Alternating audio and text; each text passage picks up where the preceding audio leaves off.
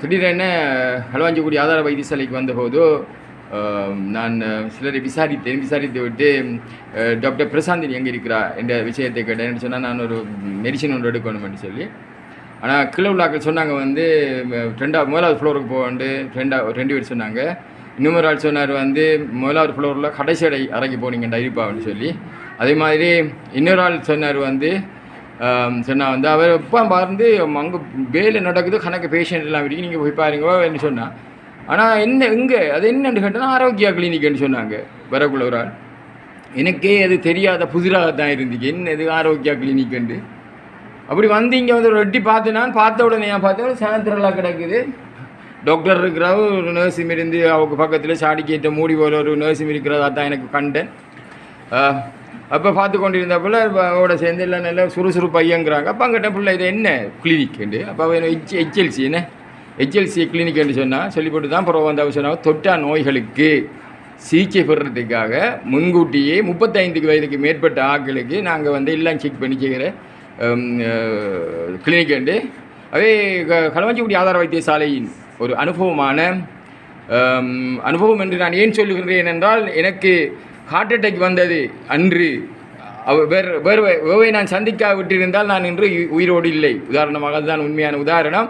அந்த அளவுக்கு மிகவும் திறமையாக என்னை பார்த்து உடனடியாக ஈடியூவில் அட்மிட் பண்ணி ஐசியூவில் அட்மிட் பண்ணி அவ்வளோ என்னோட ஆம்புலன்ஸில் வந்து என்னை மட்டக்களப்பில் அட்மிட் பண்ணி நான் தற்போது ஓப்பன் ஹார்ட் சர்ஜரிக்கு போனிருக்கேன். எல்லாத்தையும் கண்டுபிடிக்க தான் அந்த வகையில் நான் அனுபவம் பண்ணுறேன். சாதாரணமான அனுபவம் இல்லாது விசேடம். அந்த வகையில் டாக்டர் அவர்களே, இந்த கிளினிக் என்ன கிளினிக்? இந்த கிளினிக் நாடளாவிய ரீதியில் இருக்கிற அரச வைத்தியசாலைகளில் அரசாங்கத்தால் முன்னெடுக்கப்படுற ஹெச்எல்சி கிளினிக், அதாவது ஹெல்த்தி லைஃப் ஸ்டைல் கிளினிக், ஆரோக்கிய வாழ்வு நிலையம் என்ற கிளினிக். இதில் 34 வயசுக்கு மேற்பட்ட ஆண் பெண் இருபாலருமான தொற்றா நோய்களுக்குரிய கண்டுபிடிப்பதற்கான, அதாவது ஸ்க்ரீனிங் செய்வதற்கான கிளினிக். இங்கே நாங்கள் வார ஆண் பெண் இருபாலருக்கும் ப்ரெஷர், இடுப்பு சுற்றளவு, அவங்களோட பிஎம்ஐ, அதாவது வெயிட்டையும் அவங்களோட உயரத்தையும் பார்த்து அளக்கிற பிஎம்ஐ அதில் அளந்து அதோட மற்றும் அவங்களோட குருதி பரிசோதனைகளை செய்து குருதி சீனியின் அளவு, கொலஸ்ட்ரால் அளவு, அவங்களோட கிட்னியோட ஃபங்க்ஷன், மற்றது அவங்களோட ஃபுல் பிளட் கவுண்ட் பார்த்து ஹீமோக்ளோபின் அளவு இதெல்லாம் ஸ்க்ரீன் பண்ணுவோம். இதில் ஏதாவது வித்தியாசங்கள் இருந்தால் நாங்கள் இந்த கிளினிக்லேருந்து விபிக்கு ரிஃபர் பண்ணுவோம். அல்லது சர்ஜனுக்குரிய எதுவும் பிரச்சனைகள் வந்தாலும் நாங்கள் சர்ஜனுக்கு ரிஃபர் பண்ணுவோம். சாதாரணமாக இருக்கிறவங்களையும் நாங்கள் அவங்களோட குருதியில் இருக்கிற அளவுக்கு ஏற்ற மாதிரி 3 மாதத்தால் அல்லது 6 மாதத்தால் அவங்கள திரும்ப பரிசோதனை செய்வோம். இது வந்து இப்போ வேற கொஞ்சம் மக்களிடையே கொஞ்சம் பிரபல்யம் அடைந்து கொண்டு வருகிறது. இருந்தாலும் ஆண்கள் எண்ணிக்கை இங்கே வாரது வந்து கொஞ்சம் குறைவாக தான் இருக்கு இன்னும். இது வந்து திங்கள் மற்றும் சனிக்கிழமைகளில் இந்த கிளினிக் நடைபெறுகிறது. இந்த கிளினிக் அரசாங்கத்தால் இலவசமாக நடத்தப்படுற இதை வந்து மக்கள் பயன்படுத்தி கொள்ள வேண்டும் என்று கேட்டுக்கொள்கிறேன். அதாவது பார்த்தோம்னு சொன்னால் முட்கம்பியாக இந்த வைத்தியசாலை இருந்த போதும், ஒரு பஸ்ஸுக்குள்ளே ஒரு மகப்போர் நடந்த போதும், அந்த காலத்தில் தான் நான் சக்தி தொலைக்காட்சியிலே சக்தியின் தேடலூடாக பல தடவை இந்த வைத்தியசாலையை ஒளிபரப்பி அதனூடாக பல விடயங்களை தாங்க தீர்த்து வைத்திருந்தோம். அந்த வகையில் எனக்கு கூடிய அனுபவம் இருக்கிறது இந்த வைத்தியசாலையில். அன்று பார்க்கின்ற போது மாவட்ட வைத்திய அதிகாரியாக இருந்த வைத்தியர் வசீகரன் அவர்களை நான் இந்த நேரத்தில் நினைவு கூறத்தான் வேண்டும்.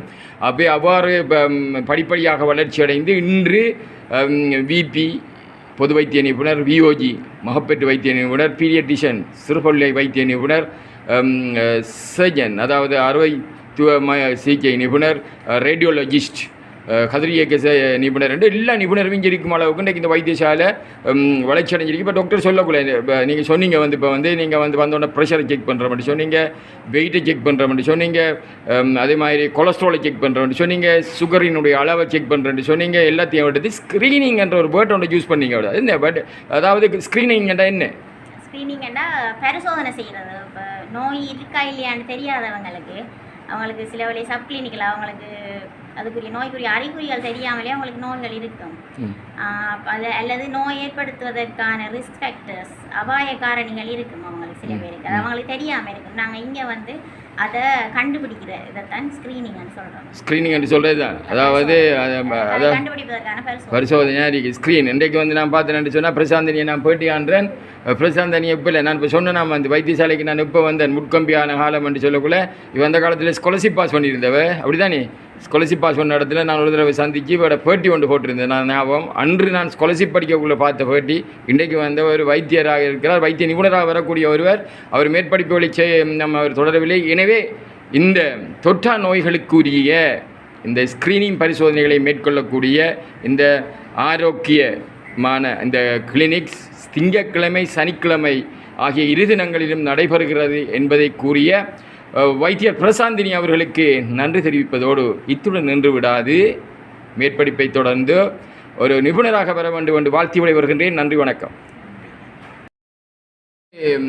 இந்த கிளினிக்குகளை அவங்க வந்து கிராமமாக சென்று அதாவது பாடசாலைகளுக்கு சென்று என்ன அவங்கள வந்து ஸ்க்ரீன் பண்ணுறவங்க, அவங்களோட நோய்களை பற்றி ஸ்க்ரீன் பண்ணுறேன்னு சொல்கிறாங்க. ஆகவே வைத்திய அத்தியட்சகர் புவனேந்திரநாதனுடைய தலைமையின் கீழ் அதாவது வைத்திய நிபுணரான சதீசாகரம் மற்றும் பிறர் சசிகுமார், வைத்திய நிபுணர்களான சத்யசாகரம் சசிகுமார் அவர்களும் இதே பிரிவில் இருக்கிறார். ஆகவே அவர்களின் கீழ் வைத்தியர் பிரசாந்தினி அவர்களுடைய சேவை தொடர்கின்ற இந்த வழியிலே. பிரசாந்தினி, நீங்கள் இப்போ சொன்னீங்க நீ ஸ்கூலுக்கு போகிறோம், நாங்கள் வேறு எங்கே எப்படி செய்கிறீங்க? நாங்கள் வந்து மொபைல் சர்வீஸ் பண்ணுறோம். நாங்கள் இப்போ இங்கே வேற இல்லாமல் இப்போ டீச்சர்ஸ் மற்ற டிஎஸ் ஆஃபீஸில் வேலை செய்கிறாக்கள் சில வேலையே இந்த நாளில் வேற இல்லாமல் இருந்தாங்கன்னா நாங்கள் அவங்கள இடைக்கில் போய் செக் பண்ணுறோம். நாங்கள் அங்கே அவங்கள இடத்துக்கு போய் அங்கே இருக்கிற ஸ்டாஃபை ஸ்க்ரீன் பண்ணுறோம். நாங்கள் ஒவ்வொரு ஸ்டாஃபையும் எடுத்து ஸ்க்ரீன் பண்ணுறேன். அதாவது ஸ்டாஃப் மாதிரி கிராம மக்களை மொபைல் இடைக்கிட அப்படி வேறு ஒரு இடங்களில் நடக்கும், வழியில் நடக்கும். சிலாக்கள் நோய்களை வச்சு கொண்டு வைத்தியசாலைக்கு வராமல் இருப்பாங்க. அதால் இந்த ஸ்க்ரீனிங் நாங்கள் எங்களோட வைத்தியசாலையிலே எங்களோட சந்தைக்கு அருகில் எல்லாம் வைக்கிறோம். நாங்கள் இடைக்கிட வந்து செக் பண்ணிட்டு போவாங்க. பிள்ளைங்க எனக்கு எங்களோட வைத்தியசாலையிலே எங்களோட சந்தைக்கு அருகில் இருக்கிற இடத்துல வந்து வைக்கிறோம். நாங்கள் ஆக்களுக்கு தெரியப்படுத்துறதுக்காக. அப்போ வீதியால் போகிற ஆக்கள் வந்து எல்லாம் செக் பண்ணி கொண்டு போவாங்க. எல்லாம் செக் பண்ணி கொண்டு போவாங்க. இது அதிகமாக நான் அறிந்த வகையில் வெளிநாடுகளில் இது அந்த காலத்தில் இருந்தது. இப்போ இல்லை இலங்கை ஊராக இப்போ நடுவில் இங்கே நடக்கின்றது. அதாவது வெளிநாட்டில் அது ஒரு நினைக்கின்ற மாதத்துக்கு ஒரு தடவையோ 3 மாதத்துக்கு ஒரு தடவையோ செக் பண்ணி கொள்வாங்கன்னு சொல்லுவாங்க. ஒரு ஆக்களும் அந்த ஆக்கள் அதாக தான் இருக்கும். நன்றி நன்றி நன்றி.